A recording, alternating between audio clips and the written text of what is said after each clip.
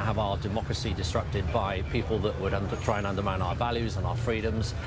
This was an attack in the mother of all parliaments.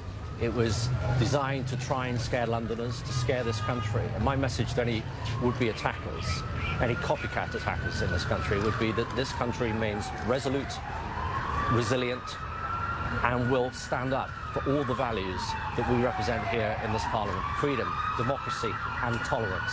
So we will not have our schedule disrupted.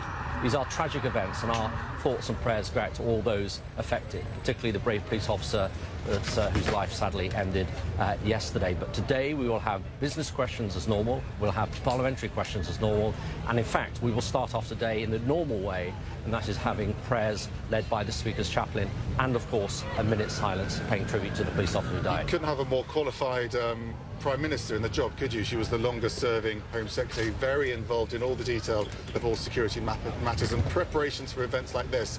When are we going to hear from her? What do you think we're going to hear from her? Well, the Prime Minister will make a statement later on this morning at 10:30, and you're quite right, longest-serving Home Secretary. She is the right person to be leading this country at this point for a lot of reasons, but particularly we are at a state of severe on our readiness threat. And that remains the case. It was always the case, Max, that it was highly likely that we were going to have an attack.